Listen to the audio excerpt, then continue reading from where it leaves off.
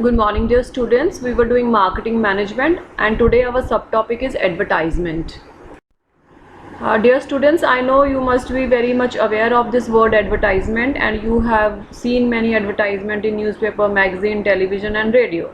So just go through these 2-3 definitions. If you are trying to persuade people to do something or buy something, it seems to me you should use their language, the language in which they think. So basically advertisement is the language in which actually they will understand the requirement and they will come to know about the product also. So we find that advertisement works the way the grass grows. You can never see it, but every week you have to mow the lawn. So advertisement is perhaps the most commonly used tool of promotion. It is an impersonal form of communication. Impersonal means that you cannot see the person who is giving the advertisement. You cannot communicate with the advertisement. So, and it is paid by the marketer to promote some goods or services. The most common modes of advertisement are newspaper, magazine, television, and radio. The basic purpose is to increase the demand and sale of goods and services. So advertisement is the most commonly used tool for promotion. There are some features of advertisement. Number one is paid form. Paid form means that you have to pay for the advertisement. See, in your exams, the difference between advertisement and publicity can come. Now, publicity is a free form. Now, what is the difference between advertisement and publicity? Publicity means that you must have seen that some people they review. For example, you went for a movie and some people they're giving their review, and nothing is paid for that. Everyone is giving their view. So like advertisement is paid form and advertisement is always positive, but publicity is free of cost, but it can be positive and negative also. Then second feature of advertisement is impersonality, means there is no face-to-face direct contact between the prospect and the advertiser. So it is therefore referred to an impersonal method of promotion. Advertising creates a monologue and not a dialogue, means you can just see it, there is no communication when you are watching the advertisement. Number 3 is identified sponsor. As I was discussing about publicity, so when publicity is done, you don't know who has done it. You cannot identify the person who is doing publicity. But in case of advertisement, the person who wants to give the advertisement will pay, and you know that this particular person has paid and this advertisement is sponsored by this person. So advertising is undertaken by some identified individuals or company who makes the advertisement efforts and also bear the cost of it. These are some merits of advertisement. Mass reach means in one time you can reach a large number of people. Number 2 is enhancing customer satisfaction, because you can develop the confidence in your customers. So because they know that they are more comfortable buying the product because they are sure about the quality, because the advertisement is showing the quality of the product. Number 3 is expressiveness. With the development of art, computer design, and graphics, advertising has developed into one of the most forceful medium of communication. With the special effect that can be created, even simple products and messages can look very attractive. Number 4 is economical. Now you will say, how it is economical? It is, I know it is costly, but when we are talking about other sources of other promotional efforts like public selling, personal selling, so advertisement goes to large number of people.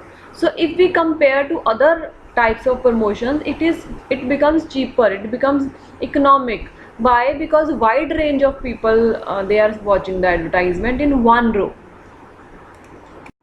There are many limitations also, like it is less forceful. So it is less forceful than the personal selling. Personal selling we will be doing. Personal selling means one person is selling to other person, face to face communication is there. So it is less, advertisement is, as compared to personal selling, it is less forceful.